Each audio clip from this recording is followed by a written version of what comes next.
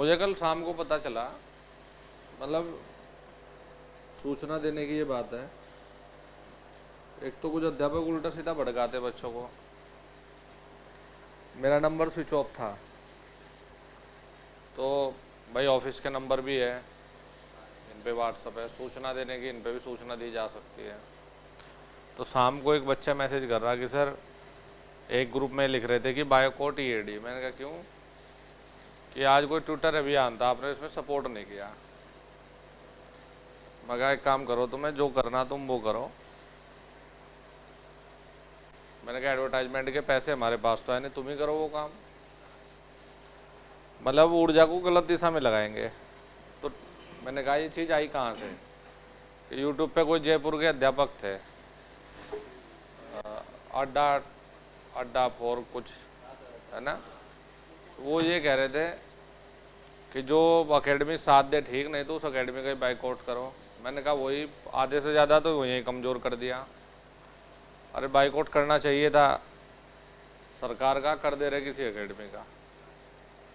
मैं कहा पहली चीज़ तो गलत शिक्षा ये दी दे, ऐसे एकता यूनिटी है ही नहीं कुछ। 10-20 किसी और के पीछे पड़ेंगे, 10-20 किसी और के, तो बेचारों को वैसे ही इधर उधर बांट दिया। इन्हें तो एक ही उद्देश्य होना चाहिए था, एक दिन करने से कुछ होगा भी नहीं, एक दिन करने से कुछ होगा भी नहीं, 8-10 दिन ढंग से रेल बनानी पड़ेगी और वो ट्रेंड में लाना पड़ेगा, तब जाके कुछ प्रभाव पड़ता है। लेकिन दिक्कत ये है बेचारे की, 1-2 दिन करेंगे फिर ठंडे पड़ जाएंगे। कहीं धरना प्रदर्शन की अरेंजमेंट करें तो वहाँ बेचारे 2-4 पहुँचेंगे, किसी को ये तबीयत खराब, किसी को ये, बहाने पूरे। होम का इंतजार सब कर रहे हैं, होम आएंगे तो भरेंगे ये सारे। लेकिन भाई ये है कि अरुण चला जाएगा, मैं क्यों जाऊं? ये नौकरी सबको चाहिए लेकिन करने को कोई तैयार नहीं। तो वैसे इनका इलाज भी सही हो रहा है, यूनिटी जीरो है, कुछ करना चाह नहीं रहे। नहीं तो एक दिन लखनऊ में एक दिन के लिए 5,000 विद्यार्थी इकट्ठे होकर अल्लाह बोलते हैं। 5,000 मात्र, 5,000 तो फिर भी ज़्यादा संख्या, 2-2,500 हो जाए तब भी। जितनी बात धरना हुआ उसमें कितने पहुंचे? 200-400। इसमें भी लड़ाई हो गई, 100 अलग भाग गए, 100 अलग भाग गए। अरे टीचरों को बुलाओगी ना, तुम टीचरों को बुलाओगे वो नाश करोगे धरने का, वो अपने अपने चलाएंगे फिर।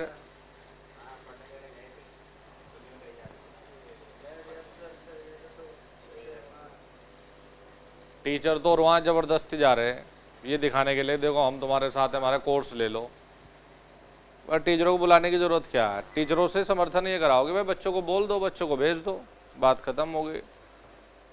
टीचर जाते हैं तो मुद्दा बेचारा वो हो जाता है कि यार मास्टर जी आ गए ना, चाय पानी भी पूछ लो, धरने का उद्देश्य है नहीं। फिर गुरु जी आ गए यार, थोड़ा सा इनकी सेवा कर लो। तो धरने में तो बेकार है टीचरों का जाना भी, और वैसे भी। हाँ भाई विद्यार्थियों का काम है, टीचर सपोर्ट करे वो बढ़िया बात है, फाइनेंशियली तौर पे सपोर्ट करे, खाने पीने की व्यवस्था में सपोर्ट करे। अब वो चीज़ यहाँ बेचारे लखनऊ जाके बच्चे, मुझे कितने लोगों ने फ़ोन किया कि सर यहाँ तो बिल्कुल बुरी हालत है, खाने तक की, पानी तक की कोई व्यवस्था नहीं है। मैं कहा चलो कोई बात नहीं, झेल लो। चले फिर समाप्त करें इसे। क्या हुआ राकेश, नींद खुल जा रही सुबह आज? चलो बढ़िया बात है, हैं 6 बजे उठ जाते हैं, बढ़िया बात है।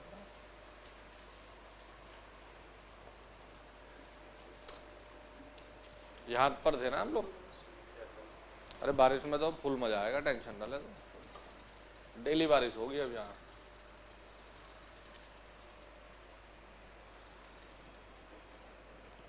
यहाँ तक सीख चुके थे ना हम लोग।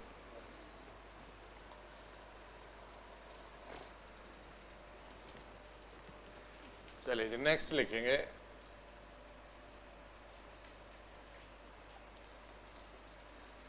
चार्जिंग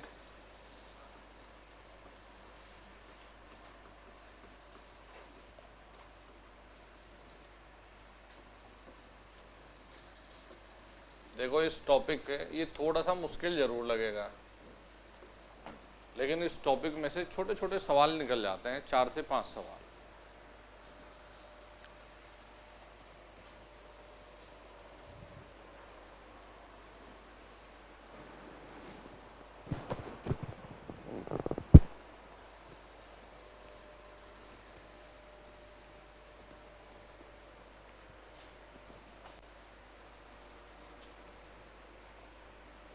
धरने पर योगी जी FIR कर देंगे। Good morning, good morning, good morning, good morning, जय भीम, जय Bhim, good morning, good morning, वंदे मातरम।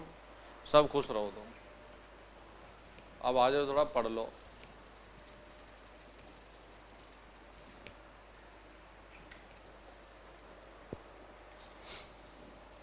देखो, चार्जिंग ऑफ कैपेसिटेंस का हमारा उद्देश्य ये है कि उदाहरण के तौर पे बेटा आप समझिए, ये बैटरी, जो बैटरी यहाँ रखी है, क्या कभी ऐसा होता है, मान लिया अभी 7 बजे सप्लाई आई और 7 बजे सप्लाई से चार्ज करना शुरू करें, तो क्या ऐसा होता है कि स्विच को ऑन करते ही ये पूरी चार्ज हो जाए? नहीं होता ना। अच्छा, मेरे हिसाब से ना ही ये होगा कि अगर इलेक्ट्रिसिटी चली जाए और ये डिस्चार्ज होने लग जाए, तो क्या कभी ऐसा होगा कि बेटा ये तुरंत डिस्चार्ज हो जाए? नहीं होता ना। तो कुल मिला के हम ये कहते हैं कि जो ये बैटरी है, जो ये कैपेसिटर है, इसका जो व्यवहार है वो समय के साथ साथ निर्भर करता है, ये समय पर पूरी तरह से निर्भर करता है। जैसे कि ये सोचकर देखना है, जब ये चार्ज होना शुरू हुआ, मान लिया इसे 0% चार्जिंग था। 0% चार्ज का मतलब है पूरी तरह से डिस्चार्ज। भाई सप्लाई आई तो थोड़ा सा बेचारा चार्ज हुआ 1%, फिर थोड़ी देर के बाद में हम देखेंगे तो 2%, थोड़ी देर के बाद में देखेंगे 5%, 10%, 20%। तो समय के साथ साथ में जैसे समय हो रहा है तो वैसे वैसे वो चार्ज होता हुआ चल रहा है। लेकिन बैटरी जितनी ये बैटरी है, सेल वाली, ये वाली, सभी बैटरी नॉर्मल है, हाँ सभी।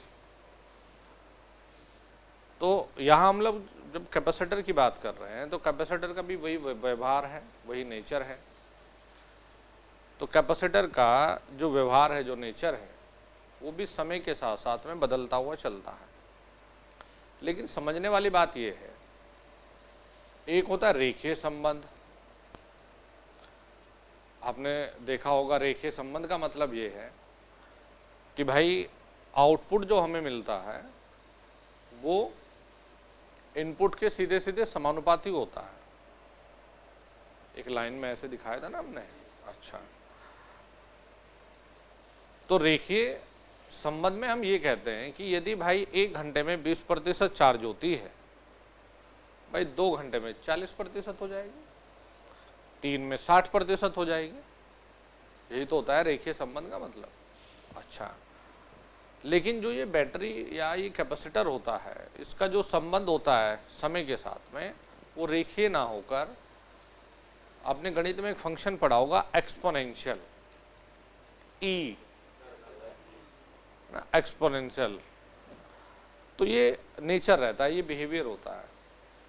अब एक्सपोनेंशियल का ये बिल्कुल मतलब नहीं होता कि भाई अगर मैं ये कहूँ कि भाई 1 घंटे में 50% चार्ज हो गया, भाई तो 2 घंटे में 100 हो जाएगा, ये एक्सपोनेंशियल का मतलब नहीं होता।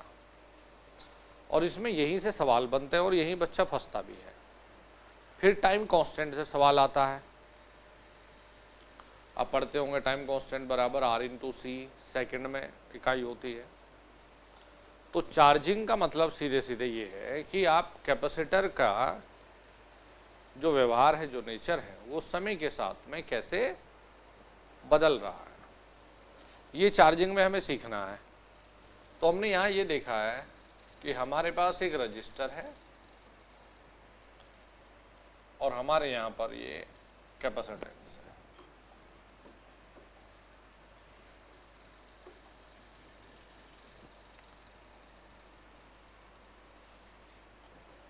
और यहां से हमने ये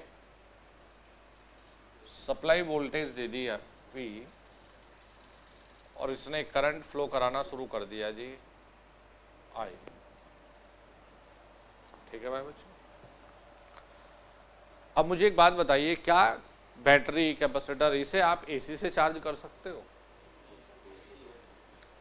AC से चार्ज कर सकते हो? इसलिए नहीं कर सकते क्योंकि AC का मतलब होता है जितना ये चार्ज यहां देगा अगली हाफ साइकिल है बेटा, उतना ही यहां निगेटिव हो जाना है। ठीक है, एक बार करंट इस तरफ है तो एक बार इस तरफ है आवेश। तो कोई भी कैपेसिटर, कोई भी बैटरी जो ये लग भी रही है, ये कभी भी AC से चार्ज आवेशित नहीं की जा सकती। इसलिए तो ये सब सिस्टम लगाना पड़ता है, नहीं तो बैटरी को लगा के सीधे यहाँ लगा दो। तो आपको क्या लगाना पड़ेगा? पहले रेक्टिफायर। रेक्टिफायर का काम होता है जो AC को DC में बदलता है। तो DC से हम लोग चार्ज करते हैं। अच्छा जी,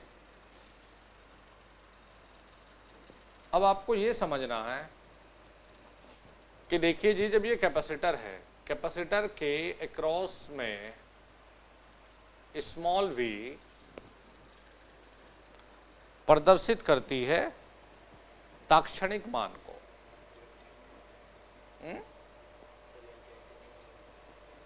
इंस्टेंटेनियस वैल्यू। इंस्टेंटेनियस वैल्यू का ये मतलब नहीं कि सर ये तो DC था।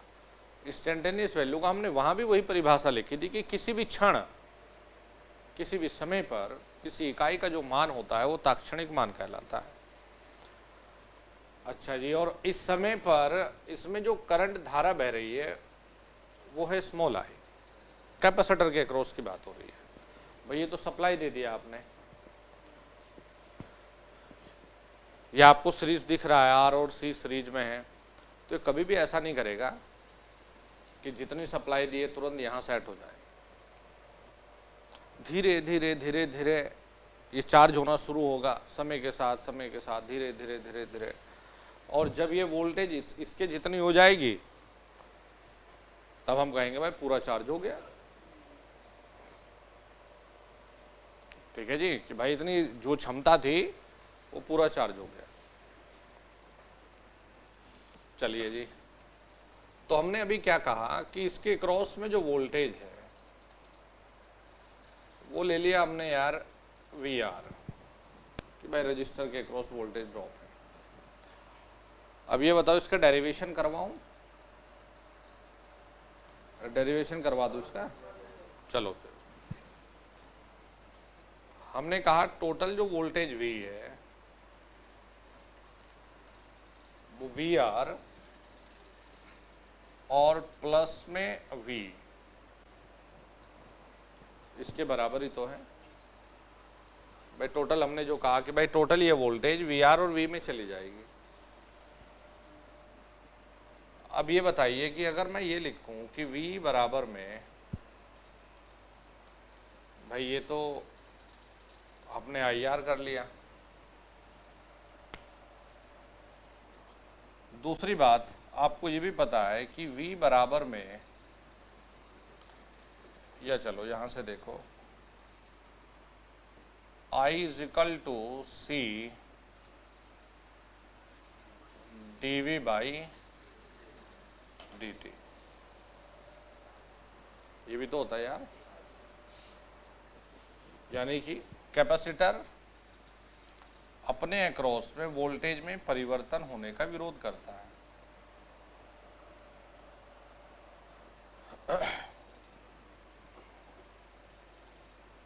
अपने यहां कहा कि देखो जी, VR में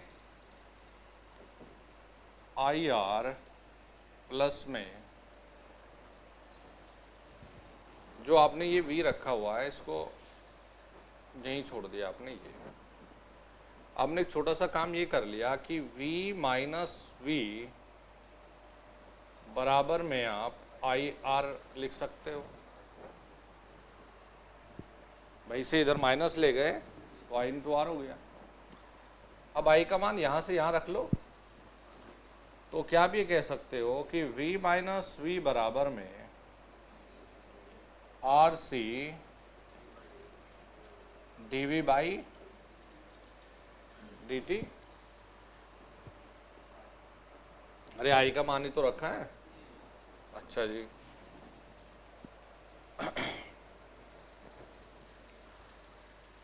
अब जरा ध्यान से देखना, हम ये कर सकते हैं कि नहीं। हमने ये कहा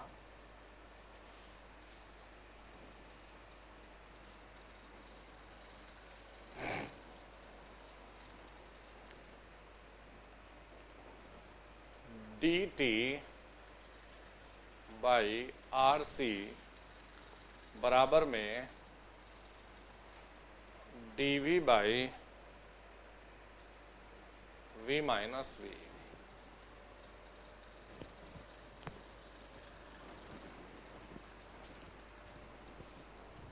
अंकल भी देखे थे यार से।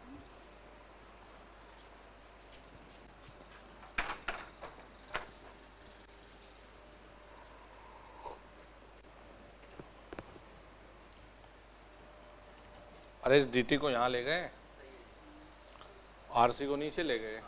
ये डी वी है, वी अब माइनस वी यहाँ कर दिया।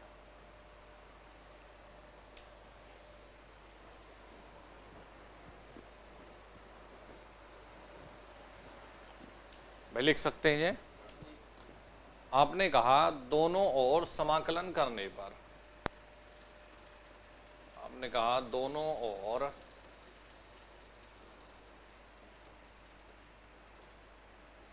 समाकलन करने पर, भाई dt मतलब डिफरेंशिएट है, समाकलन करेंगे तो t बटे आर सी। अच्छा जी, log e, देखो ये v है, माइनस के v है तो ये, अरे 1/x log e x हो जाता है यार। अच्छा जी, जब आप अलग अलग के सापेक्ष में करते हैं तो एक स्थिरांक लेना पड़ता है आपको a, लेना नहीं पड़ता। यस, अवकलन समाकलन तो सीखते हैं ना, और नहीं लेना होता तो फिर छोड़ दो, फिर वैसे याद रखना कि फाइनल रिजल्ट क्या था। हमें अब ये मिला, आपने कहा कि देखो सर हम ये जरूर जानते हैं कि जब हमने इस कैपेसिटर को चार्ज करना शुरू किया तो ये पूरी तरह से अनचार्ज था, यानी कि पूरी तरह से डिस्चार्ज था। तो हमने ये कहा कि t बराबर 0, t बराबर 0 वो समय है जब हमने कैपेसिटर को चार्ज करने के लिए स्विच को ऑन किया। तो जब भाई कोई सप्लाई नहीं है तो कैपेसिटर कहाँ से चार्ज हो जाएगा। तो t बराबर 0 पर कैपेसिटर चार्ज नहीं होने का मतलब है v बराबर 0। भाई वोल्टेज तभी तो आएगी जब कुछ चार्ज होगा। अच्छा जी, हमने इसको यहां रखा तो 0 बराबर में minus log e v minus v plus में a।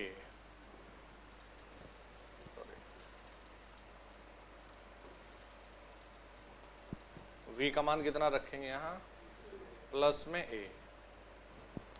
भाई t का मान 0 रख दो, स्मॉल v का मान 0 रख दिया। तो यहां से बेटा हमें मिला a बराबर में log e और v। अच्छा जी, इसे हमने समीकरण a कहा है, इसे हमने समीकरण b कहा।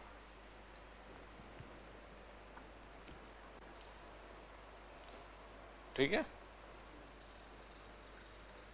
हमने कहा कि ये वैल्यू को हमने a में रख दिया तो t अपॉन आर सी बराबर में minus log v minus v plus में a का मान कितना हुआ,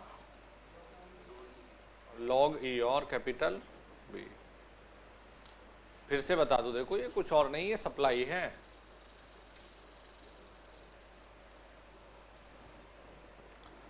ये मिल गया जी।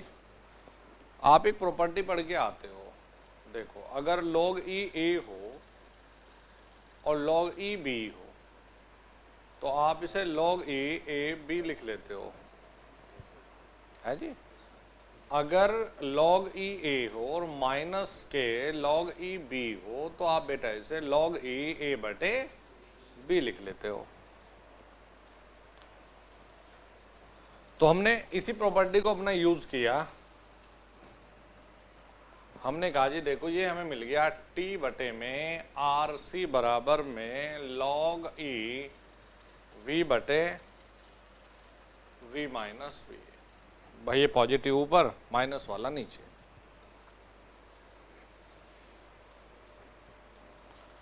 ठीक है, अच्छा जी। देखो आप जब एप्टीट्यूड में यानी मैथमेटिक्स में लोगारिथमिक वाला चैप्टर पढ़ते हो तो इसे आप सॉल्व करके ये लिखते हो कि जो बेस है, बेस कितना है e, कि e की पावर t बटे आर सी बराबर v upon v minus V. इसे ये भी कहते हैं कि एंटीलॉग ले लो। मतलब जो बेस होता है, बेस की जो ये पावर है ये किसके बराबर होती है, इसके बराबर होती है। तो ये हमने सॉल्व कर लिया, ये हमें मिल गया जी। चलो भाई ये बताओ क्या हम इसे लिख सकते हैं कि v माइनस वी बराबर में v बटे में, इसे इधर ले जाओ, इसे नीचे ले आओ, e की पावर t बटे आर सी। क्या हम इसे लिख सकते हैं, नीचे से अगर मैं ऊपर लेकर जाऊं तो माइनस टी बटे आर सी। भाई नीचे पॉजिटिव ऊपर लेकर जाएंगे,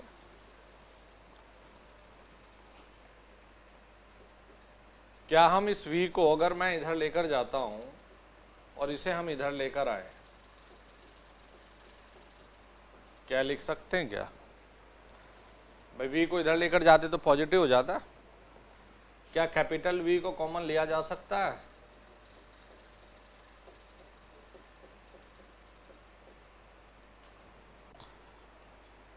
कैपिटल V को अगर कॉमन ले ले तो 1 माइनस e की power minus T upon R C. E का मतलब क्या हुआ, एक्सपोनेंशियल फंक्शन है। अब यहां से हमने कहा कि जो आर और सी है इसे कहते हैं हम लोग समय स्थिरांक यानी कि टाइम कांस्टेंट। अभी सवाल देखना कि अगर कोई इसे डेरिवेशन को नहीं भी करेगा तो उससे उतना फर्क नहीं पड़ेगा, लेकिन ये फाइनल याद होनी चाहिए। और इसका इंपॉर्टेंस देखना कि खास बात क्या है इसमें।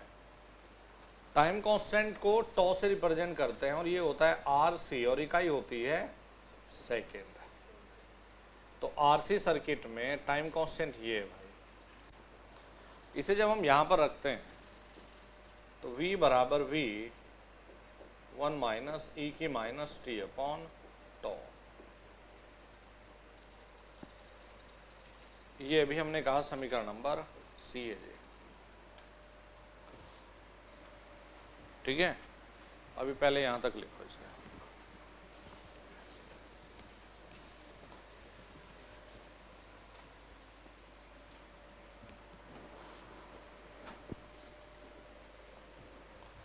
अच्छा, डाटा बहुत खत्म हो रहा है। बिल्कुल भाई, डाटा की बचत करो, क्लास मत देखो।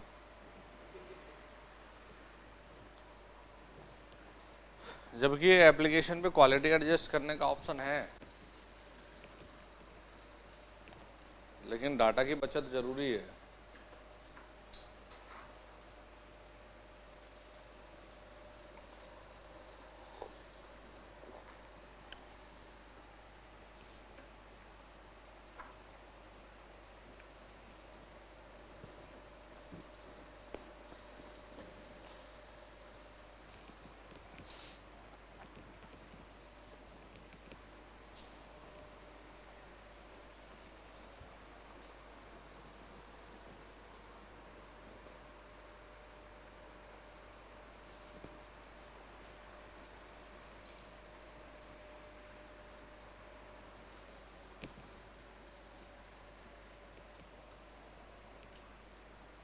आप लोगों का महीने का खर्चा 5000 तो आता ही होगा। यहाँ 5000 तो आता ही होगा।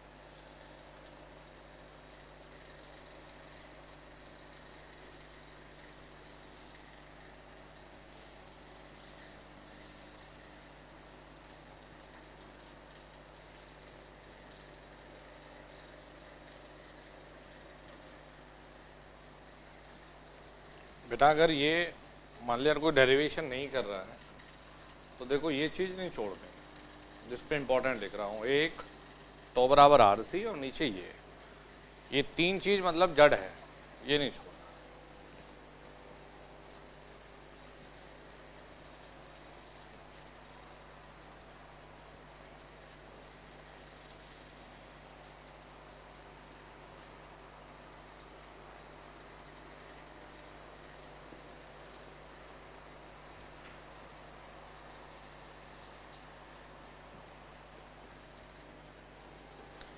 अरे विनय बाबू बताओ इसमें क्या थ्योरी लिखाएं? ये लिखाएं कि धारा V से निकल के C में घुसती है फिर निकलती है, ये लिखाऊं हैं?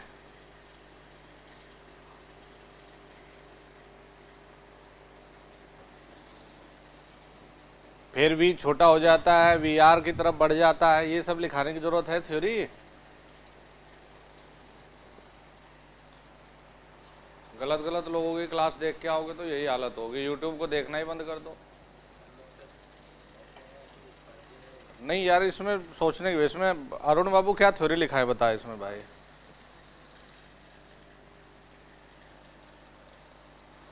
अब जो किताब में है, जब उसमें किताब में ये चीज दे रखी है ITI की, में सवाल लेकिन पूछ रहा है।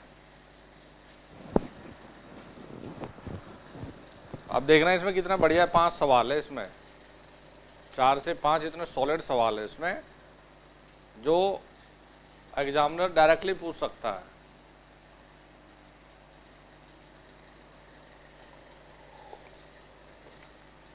कि भाई राकेश अगर मैं R का मान दे दूं और C का मान दे दूं तो मैं समय स्थिरांक नहीं पूछ सकता, यानी टाइम कांस्टेंट, तो भाई R इंटू C करके उत्तर आ जाएगा।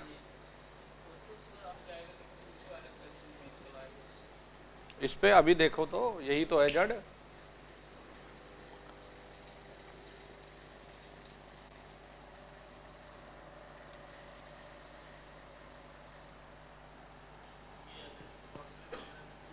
है? अरे फॉर्मूला ही तो कमाल की चीज है, अभी तो तुम्हें आधी अधूरी चीज पढ़ाई है। ये फॉर्मूला 5 सेकंड का ऐसा सवाल देगा जो बहुत कम बच्चे जवाब देंगे या गलत देंगे। अभी तुम देखते रहो, देखो मतलब बिना कोई कैलकुलेशन के, कोई कैलकुलेशन की जरूरत नहीं होगी। अभी देखो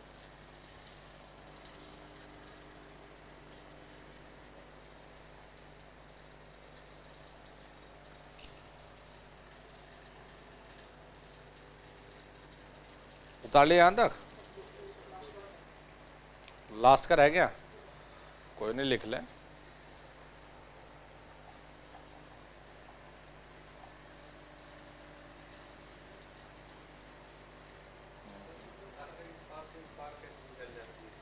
किसमें?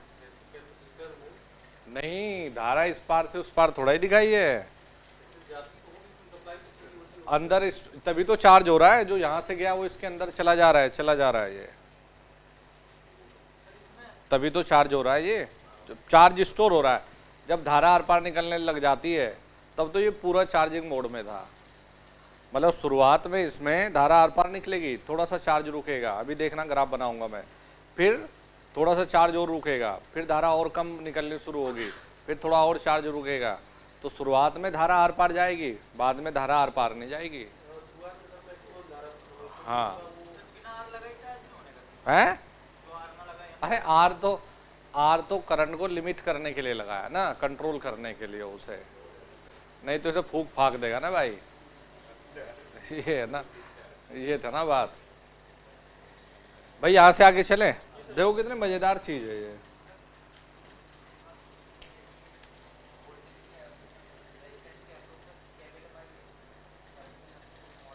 भाई।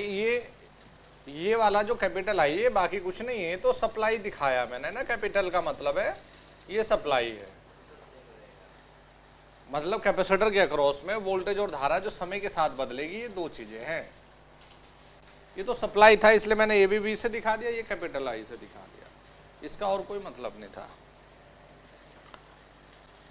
देखो तुमने दो चीजें ये सीखी है, बड़ी अच्छी चीज है, अब इसे ध्यान से समझना। देखो आपने ये कहा कि I is equal to C by D V बटे डी टी है जी। एक तो ये छोटे से न्यूमेरिकल के लिए बहुत जरूरी है। डीवी बटे dt का मतलब है वोल्टेज परिवर्तन की दर। इसका मतलब ये होता है थ्योरी में कि कैपेसिटर अपने आप में वोल्टेज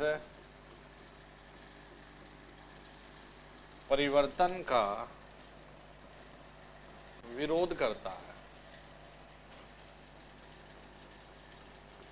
ये इसलिए करा दिया, असल में ना 2 बार करवाना था। ये इंडक्टर में भी सेम कॉपी करना था, बस इंडक्टर में V की जगह I आ जाएगा और कुछ नहीं।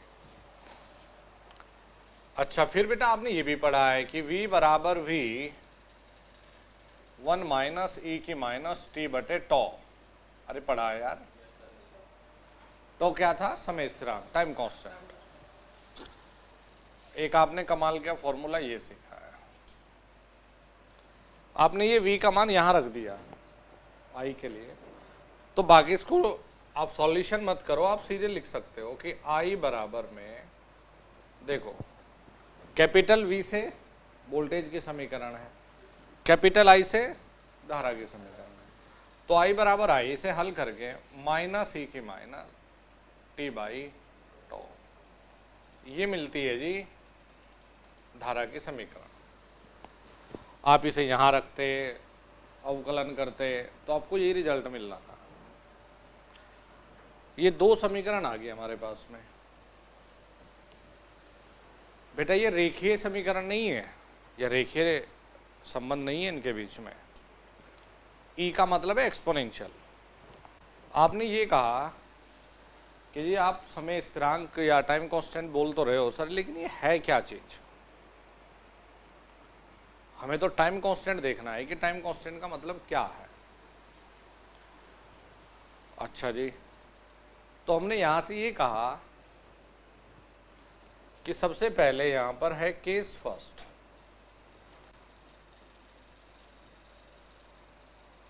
केस फर्स्ट में एक छोटा सा ये काम करिएगा, और ये जो अब चीजें बता रहा हूं केस, ये रियली में आज के डेट में ITI में आने का पूरा चांस है। क्यों? इनमें बहुत मुश्किल नहीं, ना किसी कैलकुलेटर की जरूरत, ना किसी कैलकुलेशन की जरूरत। ये सिर्फ आपको याद रखना है मात्र। तो केस फर्स्ट में हमने कहा जी एक काम करके देखो, T बराबर टॉ रख के देखो।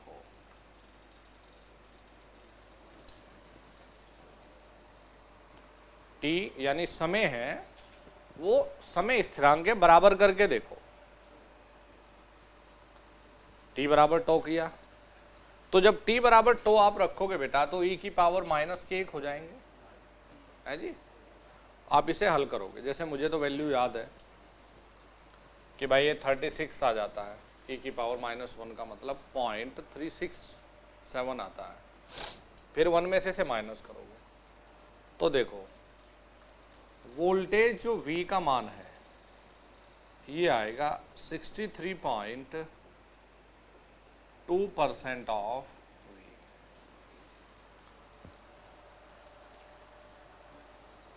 कैपेसिटर में वोल्टेज का मान बढ़ने का मतलब होता है बेटा चार्ज होना। जैसे ये बैटरी लगा रखी, तो जैसे जैसे इसमें वोल्टेज बढ़ती गई मतलब ये चार्ज होता गया। फिर ये मान आप यहां भी रखोगे, तो अगर वोल्टेज बढ़ी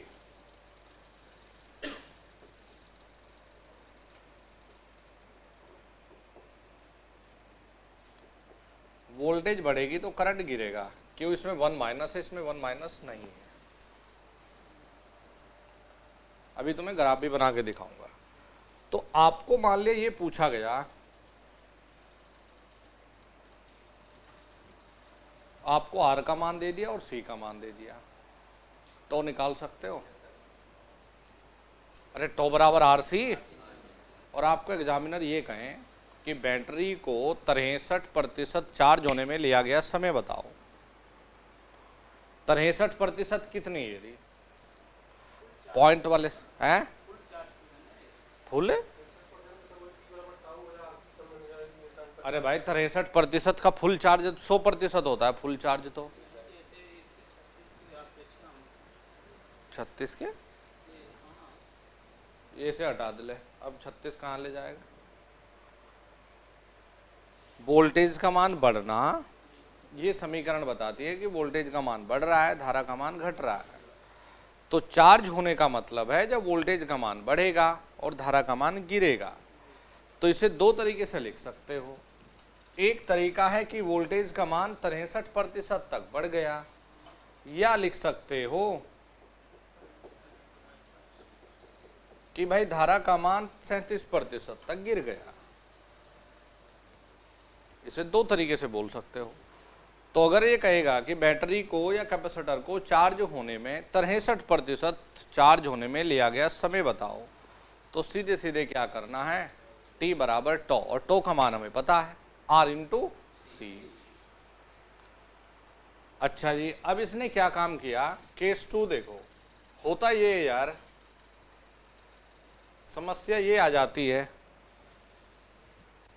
कि वो आपसे ये कहे, बच्चा ये सोचता है कि अगर 63% टॉपर है तो भाई 2 टॉपर, तो ये 63 गुना 2 डबल हो जाना चाहिए, यही तो सोचेगा। लेकिन वो तो रेखीय संबंध है। अगर हम लोग बेटा t बराबर 2 टो रखें, यानी कि समय स्थिरांक को डबल कर दें, भाई टो का मान कितना RC, उसे अगर हम डबल कर दें तो याद रखिएगा कि वोल्टेज का मान बढ़ के 86% ऑफ V तक चला जाएगा और करंट का मान बढ़ के ये 14% ऑफ I तक हो जाएगा। ये मैं दशमलव वाले नहीं लिखा रहा आपको ना, अदरवाइज ये 86 पॉइंट समथिंग होता है, ये 13.8 कुछ होता है, तो वो आपको जरूरत नहीं है। हाँ, तो ये जरूरी है ही नहीं आपको लिखना। अच्छा जी, जैसे ही इसने कहा कि टाइम कांस्टेंट को यदि डबल कर दें तो वोल्टेज कितनी प्राप्त कर लेगा, आप कहेंगे कितनी, क्या 86% करेगा। तीसरा है केस 3, यदि हम 3 टो कर दें तो V का मान आ जाएगा 95% ऑफ V, और बेटा ये रह जाएगा मात्र 5%। मतलब वोल्टेज का मान बढ़ेगा और करंट का मान गिरेगा। आपसे एग्जामिनर ने कहा कि कैपेसिटर को 95% तक चार्ज होने में लिया गया समय बताओ, तो टाइम कांस्टेंट को कितने से गुणा करके उत्तर देना है, 3 से, 3 टॉ। अरे ये देख लो ना। अभी देखो केस 4, हमने कहा जी 4 टो रखो, 98% ऑफ V, भाई ये 98 हो गया तो ये 2%। आपसे एग्जामिनर ने पूछा कैपेसिटर को 98% तक चार्ज होने में लिया गया समय बताओ, तो आपने कहा जी टो बराबर R से निकाल के 4 से गुणा करना है। इंटरेस्टिंग चीज ये है इसमें, अगर हम लोग टाइम कांस्टेंट को 5 गुणा कर दें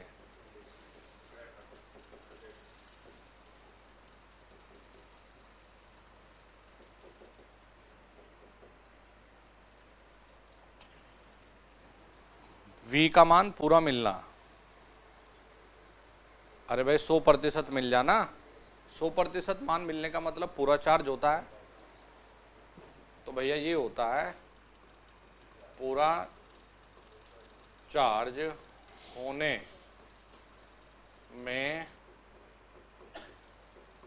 लिया गया समय।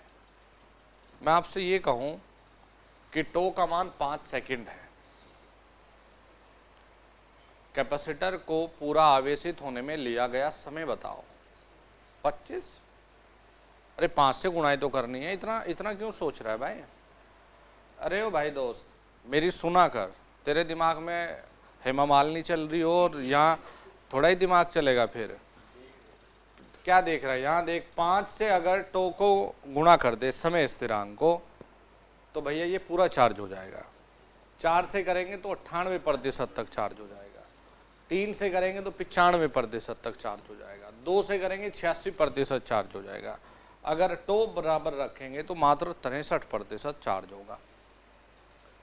भाई देखो, कैपेसिटर के चार्ज होने को दर्शाया जाता है वोल्टेज से, इंडक्टर के चार्ज होने को दर्शाया जाता है धारा से। तो वोल्टेज का मान बढ़ना और धारा का मान गिरना चार्ज होने को दर्शाता है। इंडक्टर में उल्टा होता है, खैर इंडक्टर की इंडक्टर में करेंगे बात, है ना। तो आपने ये देखा, अब एग्जामिनर अलग अलग खेल खेल रहा है। एग्जामिनर ने कहा कि टो बराबर तो 1 सेकंड है या 1 मिली सेकंड है, माइक्रो है, तो 86% तक चार्ज होने में ले आ गया, समय बताओ। तो हमें पता है कि भाई 2 ये 86% मतलब 2 से गुणा है, आ गया उत्तर हमारा बिना कैलकुलेशन के। ये भी लिख सकता है कि वोल्टेज का मान बढ़कर 86% प्राप्त कर ले और धारा का मान गिरकर 14% रह जाए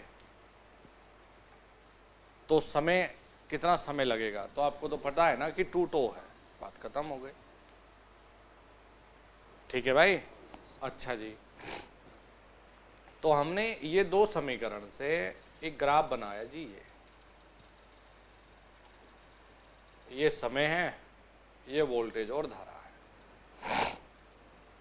यही हमने शुरू में कहा भी था कि जब हम कैपेसिटर को आवेशित करते हैं, चार्ज करते हैं, तो इसका रेखीय संबंध नहीं होता, एक्सपोनेंशियल हुआ करता है।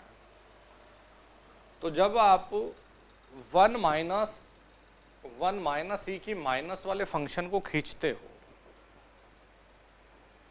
तो ये बनता है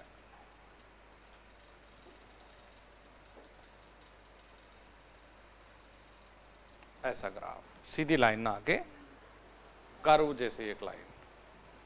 तो ये लाइन दर्शाती है, देखो v बराबर v 1 माइनस ई की माइनस टी बाई टो को। ठीक है जी। अब इसमें देखो i का मतलब है कि i का 1, ये देखो 1 माइनस यहाँ था, यहाँ नहीं है 1 माइनस, यहाँ सिर्फ e की माइनस है। तो इसका मतलब है कि शुरुआत में मान तो ज़्यादा है लेकिन समय के साथ साथ गिर गया जी। तो वोल्टेज का मान बढ़ना और धारा का मान गिरना क्या प्रदर्शित करता है, उसके चार्ज होने को बताता है। तो ये ग्राफ है I बराबर I e की माइनस टी बाई टो वाला। देखो फायदा देखो इस चीज का जो हमने बनाया है।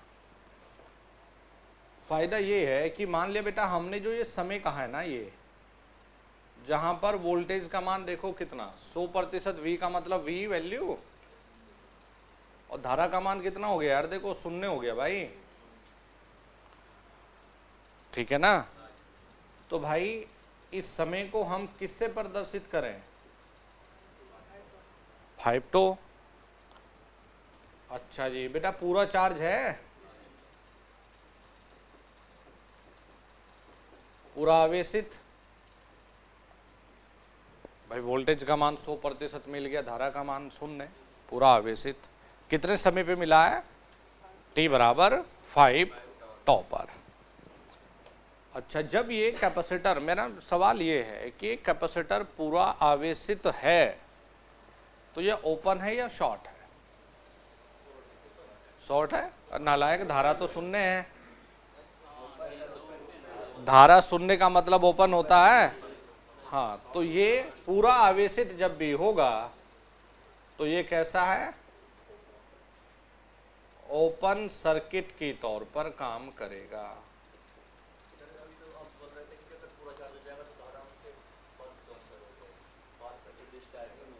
शुरुआत में बोला मैंने, शुरुआत में ही कहा ना, तो शुरुआत थोड़ा ये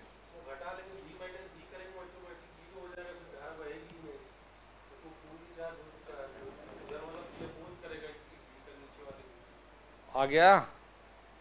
अब ये था, ग्राफ को देखो ना यार, ये बताओ धारा का मान है, अरे भाई ये तो t बराबर 0 था ना, t बराबर 0 तो जब हमने चार्ज करना शुरू किया था वो था, तो पूरी तरह से अनचार्ज था, अनावेशित था, तो हमने कहा जी पूरा अनावेशित है। जरा ये देखो, धारा का मान तो पूरा यार, और वोल्टेज का मान शून्य, तो क्या है, शॉर्ट है। तो जब ये पूरा अनावेशित होगा तो ये शॉर्ट सर्किट के तौर पर काम करेगा। फ्री का नंबर है, एक कैपेसिटर पूरे अनावेशित है यानी पूरा डिस्चार्ज है, तो किसकी तरह काम करेगा, शॉर्ट सर्किट। पूरा चार्ज है, किसकी तरह काम करेगा, ओपन सर्किट। पूरा चार्ज होने में लिया गया समय 5 to 98% तक चार्ज होने में लिया गया, यानी कि इसको आप ये भी लिख सकते हो, देखो अलग अलग रूप में। आपने कहा जी ये 4 to है, तो इसका मतलब ये है कि भाई ये 98% ऑफ V है, और ये देखो गिरते गिरते धारा थोड़ी सी बच गई, आपने कहा जी ये 2% है। देख लो, आपने कहा जी ये देखते हैं हम, तो ये 3-2 है, तो वोल्टेज का मान देखो ये रहा, और धारा कम है, वोल्टेज ज्यादा धारा कम। तो मैं बार बार ये कह रहा हूं कि वोल्टेज का मान बढ़ना, धारा का मान गिरना, ये आवेशित होने को दर्शाता है, चार्ज होने को बताता है। जैसे कोई कहे भाई अलग अलग ये पेज ऐसा है, इससे एग्जामिनर छोटे से छोटा सवाल पूछ लेगा बिना कैलकुलेटर वाला, जरूरत ही नहीं कैलकुलेटर की, बस आपको थोड़ा सा अपना बेसिक आना चाहिए। मान लिया आपसे एग्जामिनर ने ये कहा कि भाई एक संधारित्र में वोल्टेज का मान घट रहा है, ये क्या प्रदर्शित कर रहा है, आप कहेंगे जो डिस्चार्ज को कर रहा है, तो वोल्टेज का मान बढ़ना, आवेशित होना, ठीक है जी। वोल्टेज को ना कहें, धारा से संबंध बनाए अगर, तो कहेंगे भाई धारा का मान गिरना आवेशित है, और धारा का मान बढ़ना मतलब अनावेशित है। तो खैर अभी तो हम आवेशित पढ़ रहे हैं भाई, तो वोल्टेज का मान बढ़ना, धारा का मान गिरना क्या है, चार्ज होना। पूरे को बना और पढ़ो इसको, अरे आजकल आईटी में सब में पूछेगा इसको।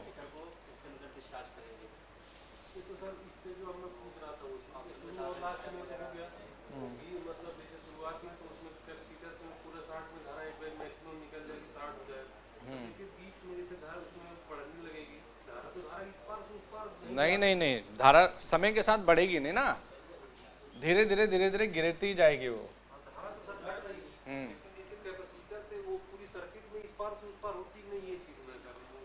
सिर्फ शुरुआत में होती है, शुरुआत में होती है, थोड़ा सा चार्ज को वहां छोड़ देती है, फिर पार आती है, फिर और चार्ज को छोड़ देगी, फिर और कम मिलेगी दूसरे एंड पे, वही तो दर्शा रहा है वो धीरे धीरे। शुरुआत में निकलेगी, शुरुआत में दोनों प्लेट एक शॉर्ट के तौर पे काम करेगी, जब छोड़ देंगे कुछ समय के लिए तो इसका मान डिक्रीज होना शुरू हो जाएगा। ये प्रैक्टिकली एक्सपेरिमेंट करके बना रखे सब चीजें।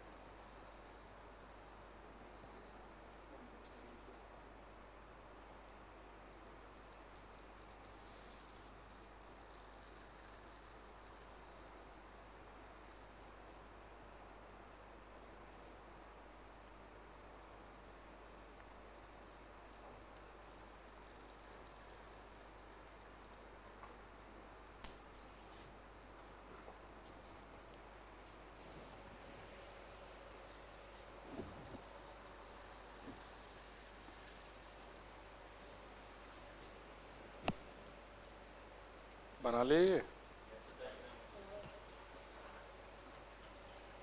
एक बार पढ़ भी लेना इसको, जरूरी है काफी।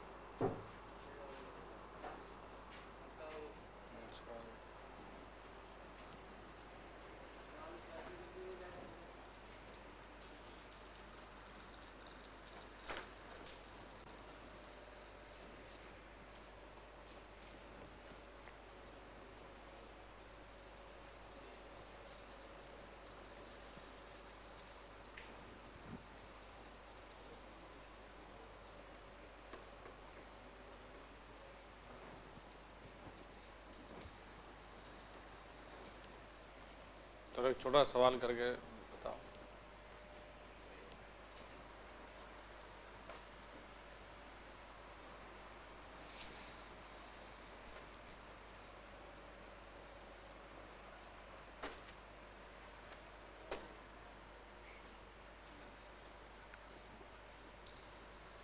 लिख लिए यहाँ तक? ये एक छोटा सवाल लिखिए।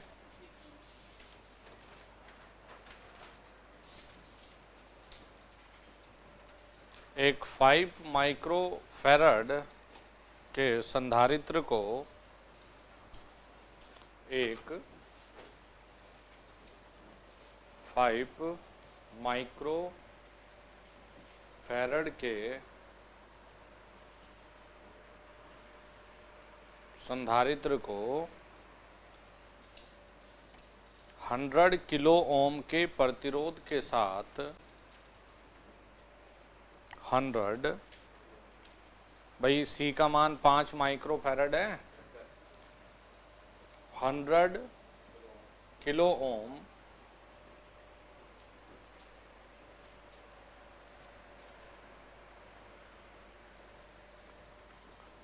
किलो ओम के प्रतिरोध के साथ श्रेणी में जोड़कर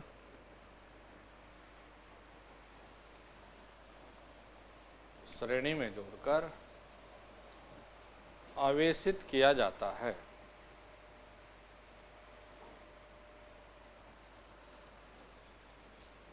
आवेशित किया जाता है तो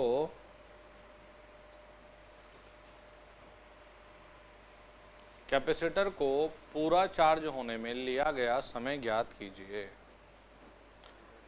कैपेसिटर को पूरा चार्ज होने में लिया गया समय ज्ञात कीजिए। हैं? 2.5?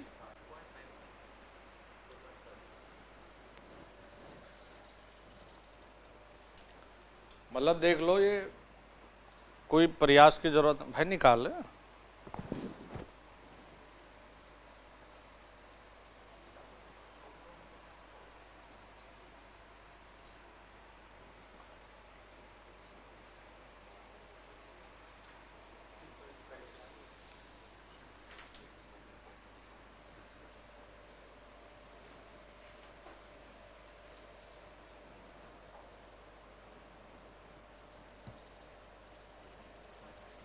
2.5 सेकेंड, वेरी गुड।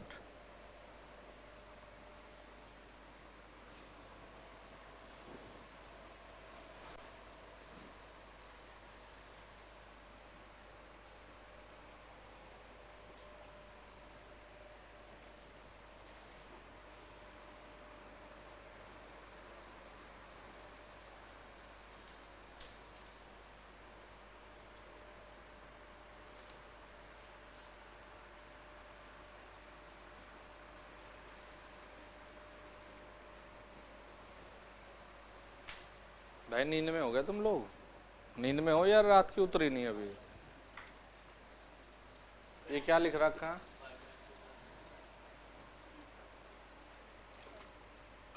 मैं चारों को देख रहा तुम्हें। ये क्या लिख रखा है?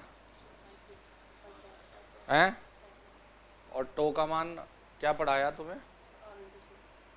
आर का मान दे दिया, सी का मान दे दिया, तो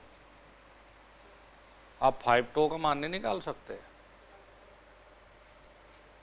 अरे आर का मान लिखना है, आर का मान दे दिया, सी का मान दे दिया, गुणा कर दो 5 से। समय कितना है यार? चिल्ला चिल्ला के ये तो चीज पढ़ाई तुम्हें कि पूरा चार्ज होने में लिया गया समय मतलब क्या है? 5 टो है, तो 5 गुणा आर इंटू सी तो करना है। आर का मान 100 किलो ओम दे रखा है, सी का मान दे रखा है, सॉल्यूशन ही तो करना भाई। अब भी नहीं पढ़ा कुछ? पढ़ ले, देखो हो गया।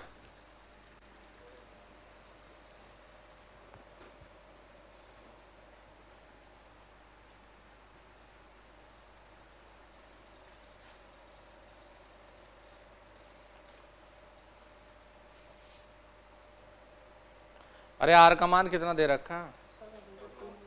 टो का मान कितना निकालोगे तुम?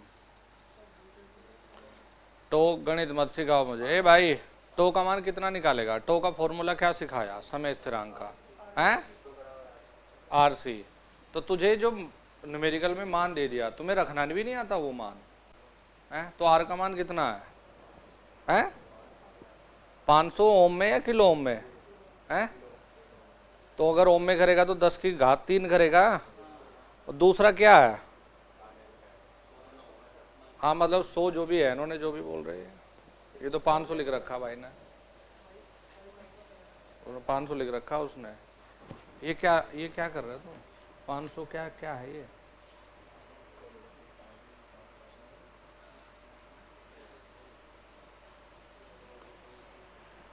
समय को 500 के में लिख रहा है ये, फिर क्या करे समझ नहीं आ रहा।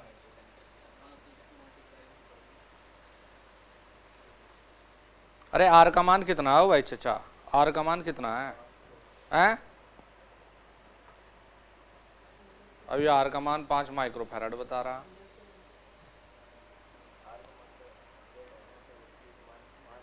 तो टो निकाल सकता है, आर इंटू सी करेगा। ये तूने ये कैसे लिखा? ये समझ नहीं आ रहा मेरे ये।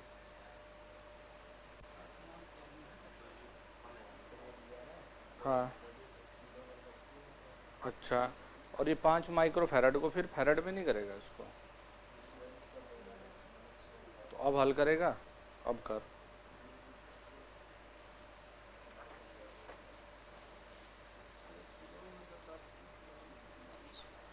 0.5 आ जाएगा। आ गया। अब ये टो का मान है, पूरा चार्ज होने में लिया गया समय कितना लिखते हो? तो इसे कितने से गुणा करना पड़ेगा? है कर फिर। इसे दूसरे को बता रहा, अपने आप किया नहीं, दूसरे को सलाह दे रहा है।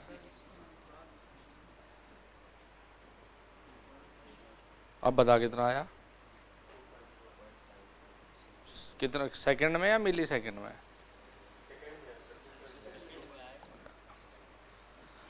मैं इनसे पूछ रहा हूँ।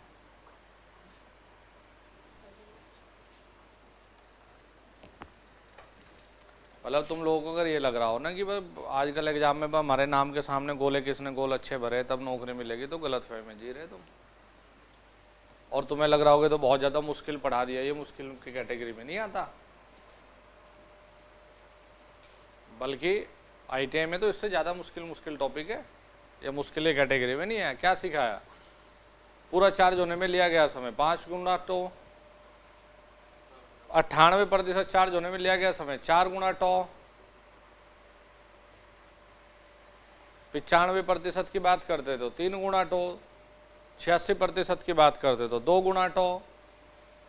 तो ये मुश्किल कैटेगरी में नहीं है।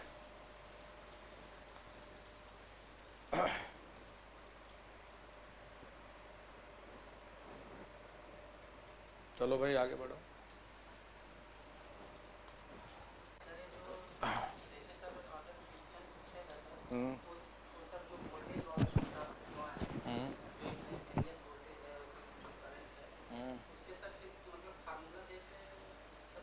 इसमें तो फॉर्मूला है, फॉर्मूला भी क्या ना, देखो मैंने कहा ये चीज है जरूरी जो केस बनवाए हैं, फॉर्मूले में सिर्फ क्या है, ये थोड़ा इंपॉर्टेंट जरूर है लेकिन चांस कम है थोड़ा आने का।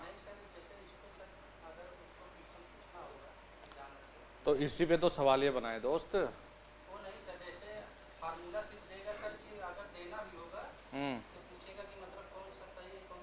ये भी पूछ सकता है, हाँ कौन सा सही कौन सा गलत, बिल्कुल पूछ सकता है। मतलब आपको ऐसी चीजें ज्यादा पूछेगा जिसमें आपकी कैलकुलेशन कम हो और थोड़ा बहुत कुछ लॉजिकली चीजें हो। जैसे इसी में अगर मैं प्लस कर देता ना यहाँ, तो ये गलत हो जाता।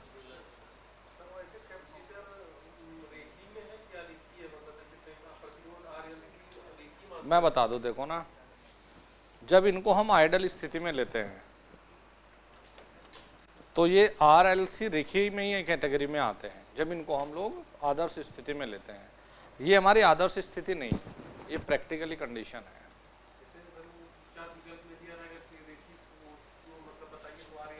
तो RLC अगर देगा आपको एक साथ जैसे लिखता है नॉर्मली, तो वो रेखीय में ही ठीक होता है RLC, क्योंकि वो आदर्श स्थिति में ही सवाल बनता है और उसमें रेखीय पे ही टिक करना है। ये तो हम लोग प्रैक्टिकल स्थिति पढ़ रहे हैं, जैसे बैटरी लगा दी, इंडक्टर लगा दिया, तो ये तो प्रैक्टिकल स्थिति है।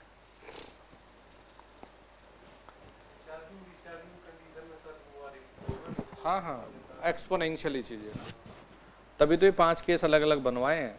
जैसे कई बार तो ऐसा है 5 टो भी नहीं पूछेगा, नॉर्मल R और C देगा और कहेगा कि समय स्थिरांक ज्ञात कीजिए, तो बराबर RC पूछ लेगा। कई बार की ये जरूर दिमाग में रखिए, जरूरी नहीं है कि वो हमेशा यही कहीं 98% वोल्टेज के मान को प्राप्त करने में लिया गया समय ज्ञात कीजिए।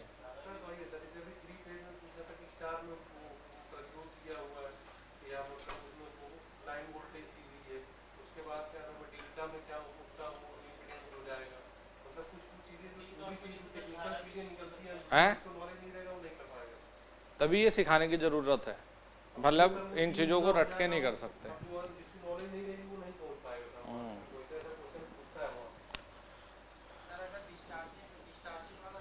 नहीं अभी करेंगे ना, डिस्चार्जिंग अभी पढ़ रहे हैं, नेक्स्ट है वो। मतलब ये मान के चलो कि जरूरत है आज के एग्जाम के हिसाब से छोटी छोटी चीजें सीखना हमारी। और आप कोई भी ये कौन सी आती है जो बुक आती है बड़ी सी पेपर में रखी है हमारे पास भी, जैसे निम्मी पब्लिकेशन की बुक हो गया, अलग अलग पब्लिकेशन की किताबें भी हैं। तो आपको लगता होगा, कुछ लोग जैसे यूट्यूब पर भी बोलते हैं सर उस किताब किससे पढ़ाई है। आपको अगर ये लगता है कि ये पब्लिकेशन की किताब पढ़ के आप IIT के एग्ज़ाम को पास कर सकते हो, तो कंपटीशन के पॉइंट ऑफ व्यू से तो आप गलत हो।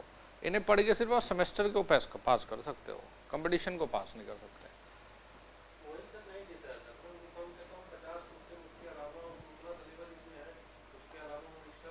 आप ये लगा लो कि देखो अभी ये जितने 1-2 सेट भेजा बच्चों ने मुझे, सवाल लिख के भी शेयर किए थे ये टेक्निकल हेल्पर वाले में। पेपर पूरा आसान था लेकिन बीच बीच में ऐसे हर सेट में कम से कम 5 to 7 क्वेश्चन ऐसे थे जो IIT वाला बच्चा है जिनको बहुत कम सीखता है। नहीं अभी नहीं, आंसर की नहीं है, मतलब पुराने वाले को भी अगर आप एनालिसिस करेंगे तो 2-4 हर सेट में तुम्हें ऐसे मिलेंगे कि जिन्हें बच्चा जिसके आसपास में भी नहीं जाता। और UPPCL को जब टारगेट रख के चलें तो फिर तो ये मान के चलो कि किताब पढ़ के UPPCL में 150 में से 70 ही सवाल होंगे। तो ज़रूरत है आज के ज़माने की छोटी छोटी चीज़ों को सीखना। अब यार ये कौन नहीं बता सकता, बताओ कि C बराबर एप्सिलॉन A/D, तो यार सब पढ़ लेंगे, वो किताब में वही लिखा है। आवेशित होने का, अनावेशित होने का क्लियरली मतलब आता है हमारा कि ये चीज़ें हम सीखें।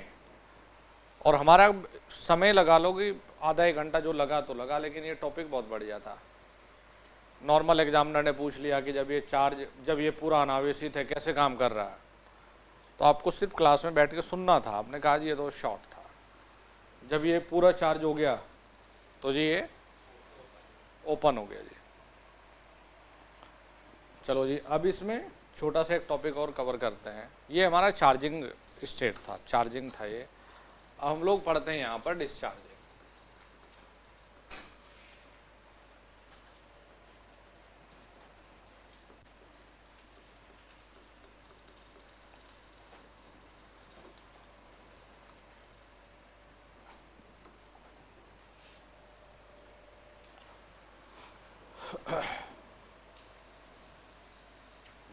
चलो एक बिंदु जोड़ेंगे इसमें।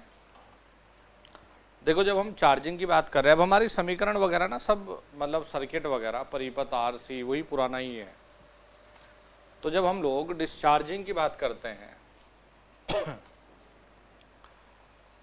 तो वोल्टेज की समीकरण अब बनेगी V बराबर V e की माइनस टी अपॉन टॉ। और टो वही पुराना है यार, तो वही पुराना है। अब इसमें डेरिवेशन वगैरह करने की आप लोगों को जरूरत नहीं है डिस्चार्जिंग के लिए। यार एक बात बताओ कि वोल्टेज के मान बढ़ने का मतलब क्या था? चार्ज होना। और वोल्टेज के मान का घटने का मतलब क्या है? डिस्चार्ज होना। अच्छा, यहां पर सिर्फ ये ध्यान देने की बात है कि I बराबर में माइनस आई, इसका ग्राफ भी बनवाऊंगा। क्यों? ग्राफ देके ये कहा कि बताइए डिस्चार्जिंग होने की अवस्था में कौन सा ग्राफ सही है। लगा दिया, आपको पता है तो आपने टिक लगा दिया। देखो I बराबर माइनस आई ई की माइनस टी बाई टो। तो एक बात को याद रखना, ये माइनस है तो इसका मान ये गिरने को बताता है और ये बढ़ने को बताता है। तो फिर से देखो पहले वाले का उल्टा, वोल्टेज का मान गिरना और धारा का मान बढ़ना किसे दर्शाता है? चलो डिस्चार्जिंग लिख लो।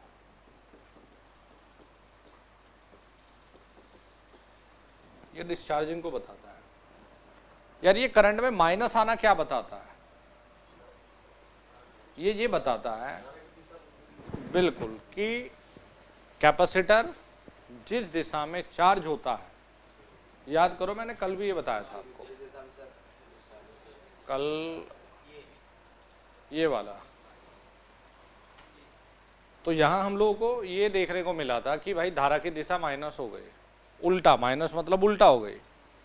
तो याद रखिएगा जब ये डिस्चार्ज होता है तो यहां लिखेंगे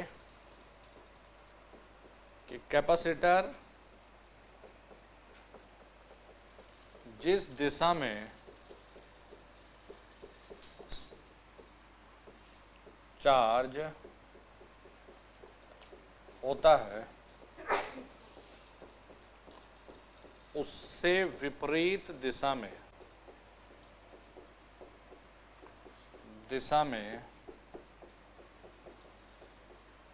डिस्चार्ज होता है। अगर बिंदु आ गया तो बन गई ना फ्री में बात।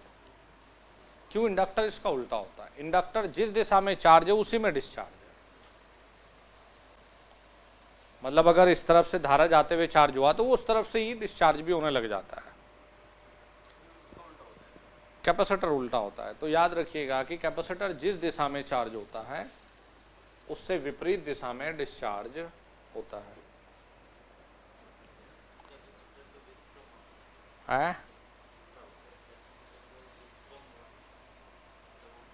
हाँ, अब देखो ये जो समीकरण है, ये ग्राफ, दोनों चीजें पॉजिटिव पॉजिटिव थी। अरे वोल्टेज का मान बढ़ना, धारा का मान गिरना, यही तो था। अब जो ये समीकरण दी गई है, इनसे जब हम ग्राफ बनाएंगे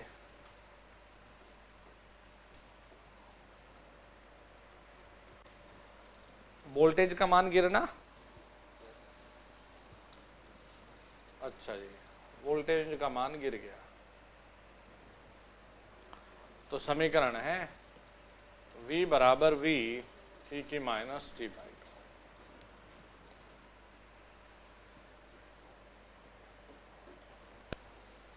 टू। ये माइनस का आई शुरुआत कहां से करेगा? शुरुआत करेगा माइनस के आई से। ठीक है भाई, अब ये यहां पर अधिकतम है,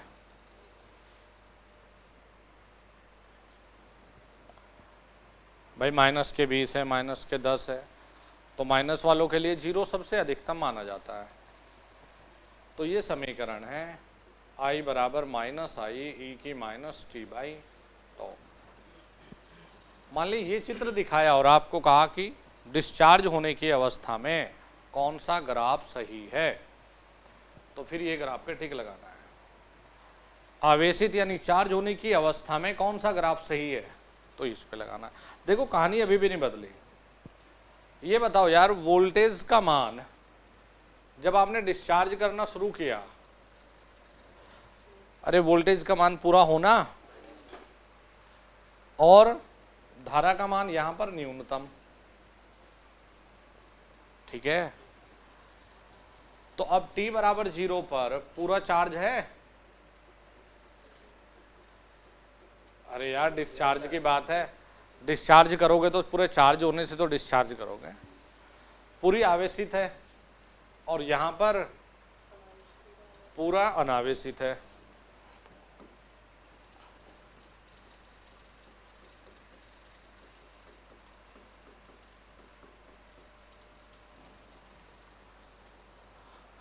यहां देखना जरा, वोल्टेज का मान है और धारा का मान न्यूनतम, खुला परिपथ है।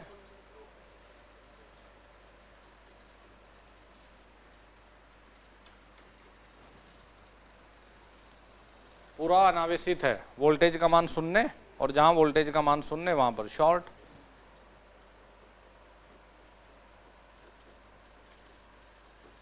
अब देखो इस चीज को, ये भी नहीं बदला। अगर पूरा आवेशित था, क्या था, अभी देखो मैच कराओ, पूरा आवेशित है क्या है, ठीक है ना। पूरा अनावेशित है क्या है, पूरा अनावेशित यहां है क्या है, शॉर्ट सर्किट। तो चीजें नहीं बदली, अभी भी वही है एज इट इज जो पहले था, बस पहले चार्ज हुआ था अब डिस्चार्ज हुआ है।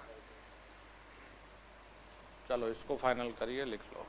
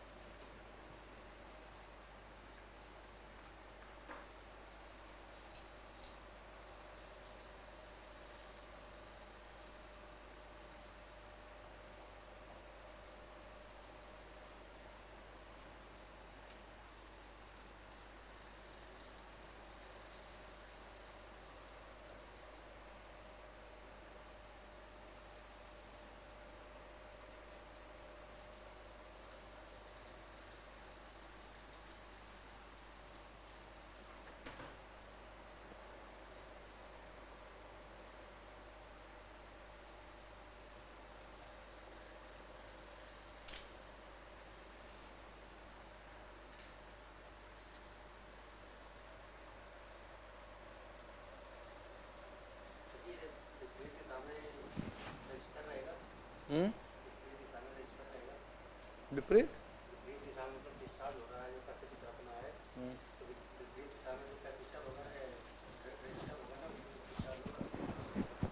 रजिस्टर कहाँ से आ गया, रजिस्टर चार्ज होता है।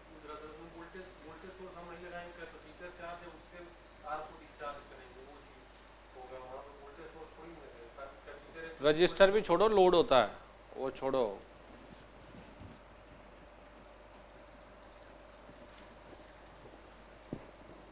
अब जैसे ये था, ये भी तो वही कर रहा है, बैटरी है, तार बांध रखे तुमने, ये पॉजिटिव है नेगेटिव। जब चार्ज हो रही है करंट किधर जा रहा है, ये तो जा रहा है, जब डिस्चार्ज हो रही है करंट लोड पे किधर को दे रहा है, यही तो काम है। नॉर्मली मैंने शुरुआत से ही तो वही तो बताया तुम्हें, बैटरी है और क्या है।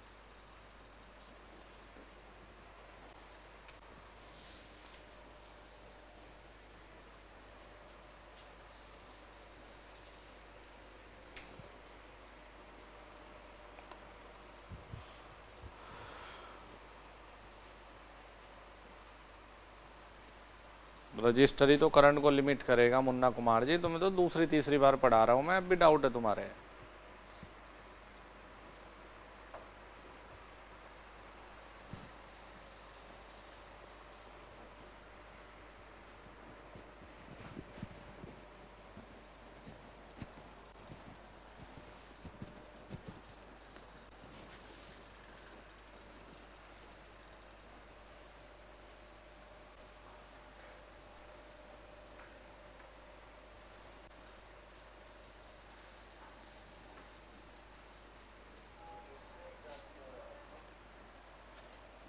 क्या हुआ?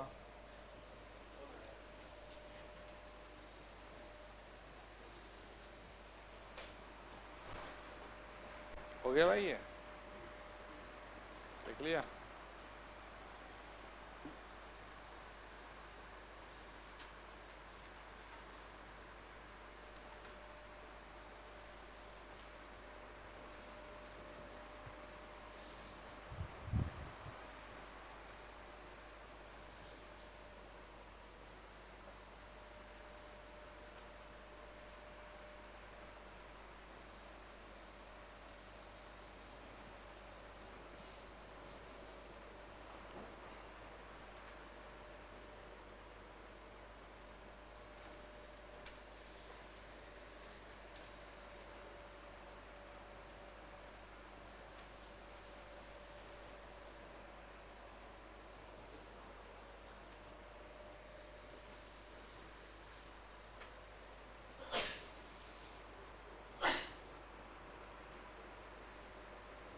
देखो भाई, एक भाई कह रहा है कि कैपेसिटर कौन सी कंडीशन में लीड करता है।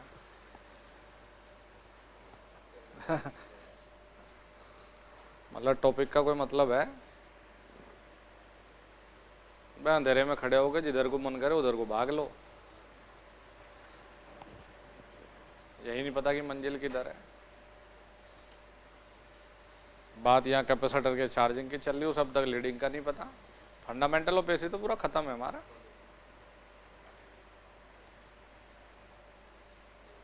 वैसा ही जब मुंह कुछ कुछ भी खोल दो अपना, पता ही नहीं सवाल पूछना क्या है, बस लिखना है कुछ ना कुछ। यहां तक बताओ सही है मामला? यहां तक लिखा सबने? चलो नेक्स्ट लिखो।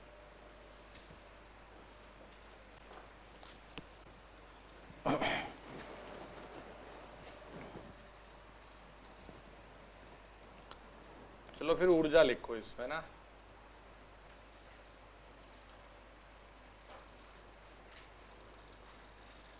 एनर्जी 1/2 CV स्क्वायर, या आती है जूल, या लिखो Q square by C। V का मान Q बाई C होता है ना, तो Q square by C square, C cut जाएगा।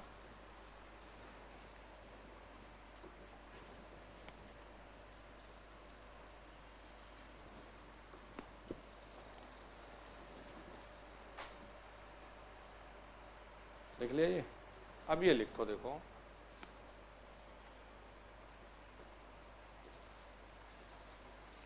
ये दो तीन चीजें लिखा रहा हूं तुम्हें।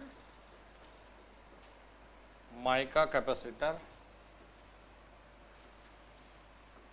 कलर कोडिंग,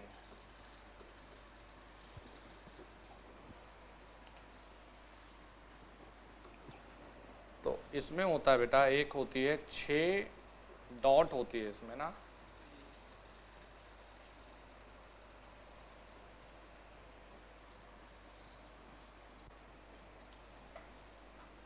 एक दो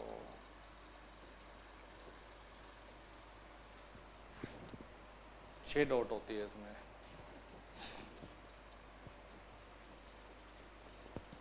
तो ये या तो वाइट होगी ये या ब्लैक। फिर यूनिट डिजिट,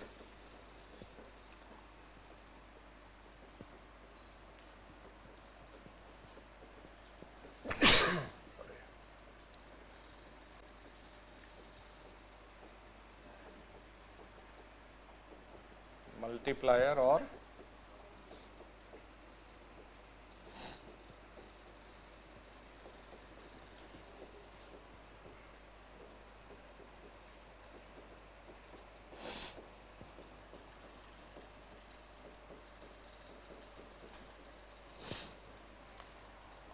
देखो इसमें यूनिट 10 से जो लिखा ना हमने, ये वही है पुरानी वाली।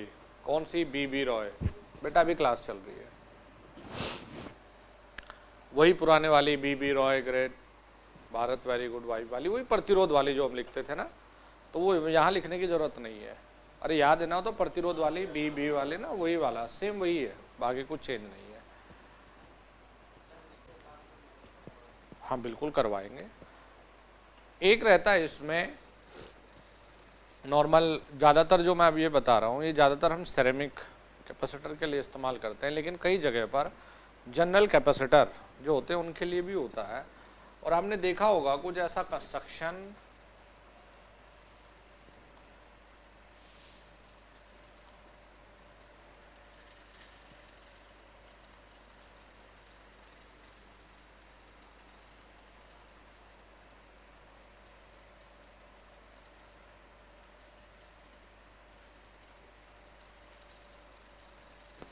ये देखा होगा कहीं सवाल वाल में, कहीं किताब विताब में, तो इसमें ये 5 भी होते हैं और 4 भी होते हैं। तो ये जनरली जो हमने ये बनाए हैं ना, ये बैंड है कलर के।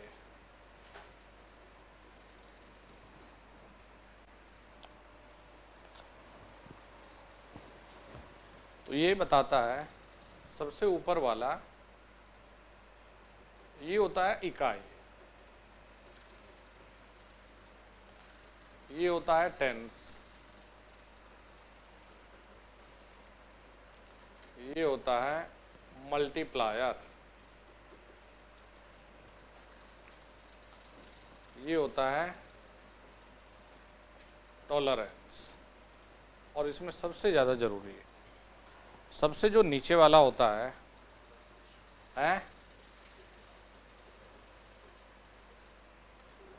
ये बताता है वोल्टेज रेटिंग। अब मान लिया इसमें वोल्टेज रेटिंग की ना पूरी टेबल होती है, तो वो पूरी रट्टा नहीं मारनी, आपको कहेगा सबसे नीचे वाला जो बैंड है वो क्या प्रदर्शित करता है,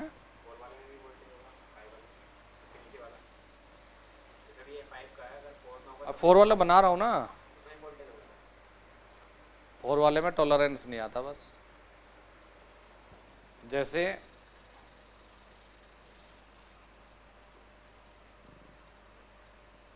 एक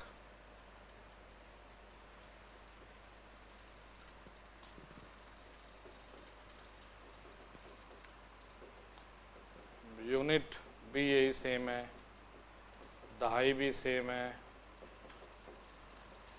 मल्टीप्लायर ये क्या है जी? वोल्टेज। टॉलरेंस गायब है।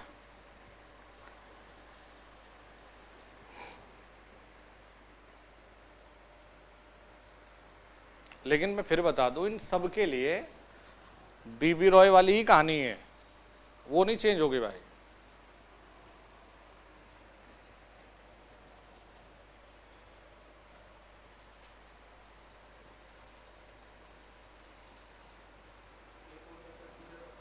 ये जनरल भी होता है, सिरेमिक के लिए भी लगते हैं।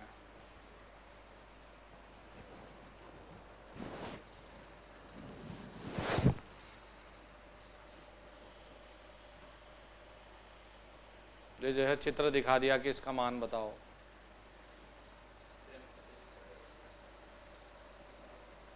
वैसे ज़्यादातर में हम जनरल में भी यूज़ करते हैं इनको ना, इस तरह से।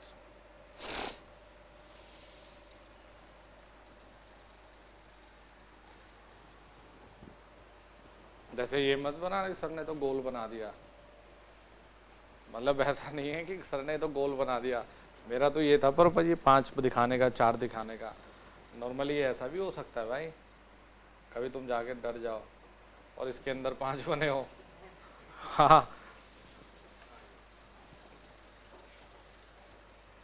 ये तो हमने पढ़ा ही नहीं, आउट ऑफ सिलेबस हो गया।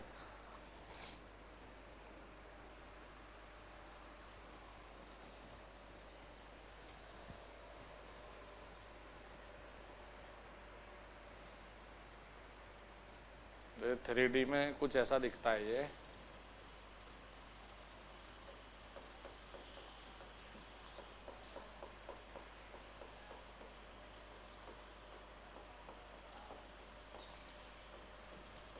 कुछ इस तरह का दिखता है 3D में। ये नीचे लगाने का होता है और यहाँ पे बैंड बने होते हैं इसमें।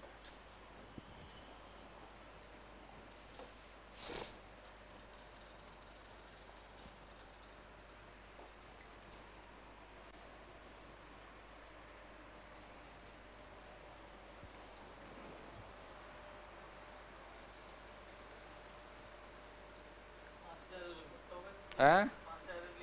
ना ना,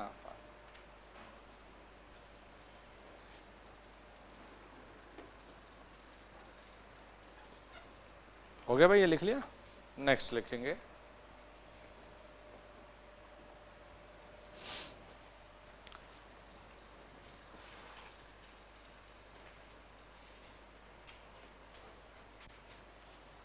मल्टीप्लेट संधारित्री या कैपेसिटर।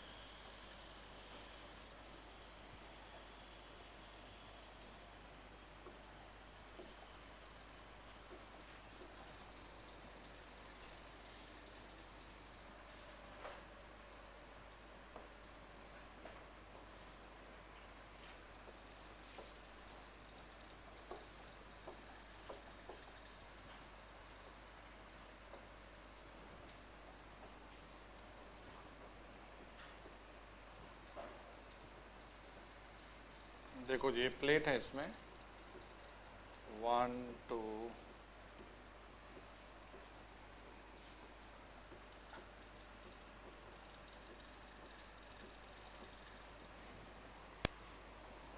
मल्टीप्लेट मतलब एक से ज़्यादा प्लेटें रखी हुई है। और याद रखिएगा इसमें हम कोई डाइलेक्ट्रिक नहीं भरते, मल्टीप्लेट है तो बीच में यहाँ रखते हैं हम लोग हवा। ठीक है भाई। बेटा कैपेसिटर बताओ, एक प्लेट ये और एक प्लेट ये, तो यार एक तो ये दिख रहा होगा आपको, फिर दूसरा कैपेसिटर ये होगा, तीसरा कैपेसिटर ये दिखेगा, फोर्थ ये दिखेगा, फिफ्थ, 6 7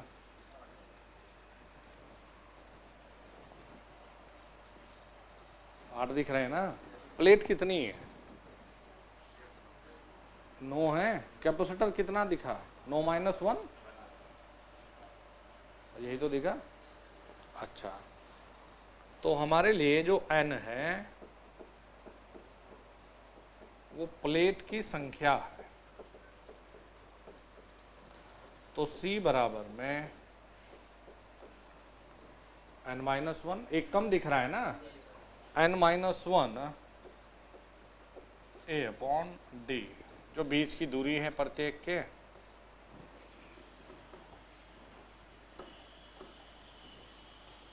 ये d है और ये वही पृष्ठ क्षेत्रफल, तो एप्सिलॉन A/d फैराड।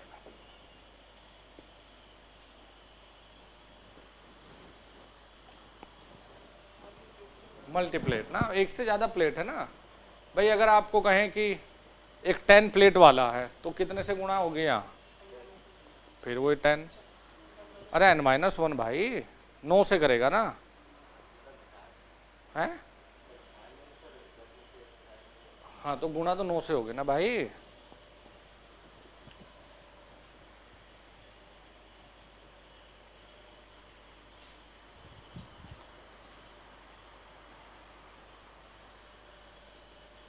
आजकल पढ़ता नहीं तो घर जा पढ़ता है।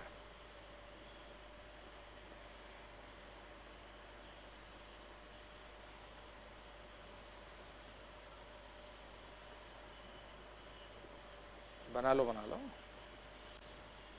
10 होती तो 9 बनते, 20 होती तो 19 बनते।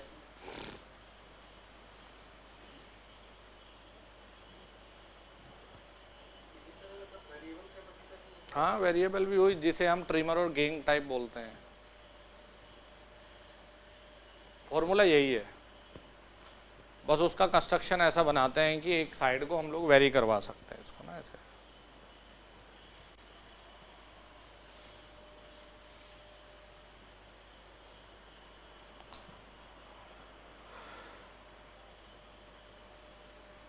इसमें 2 पेज छोड़ देंगे आप,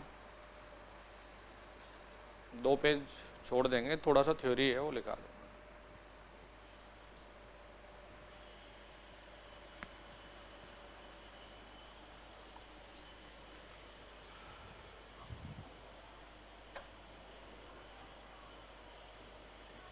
चलिए यहाँ से आगे कल करते हैं।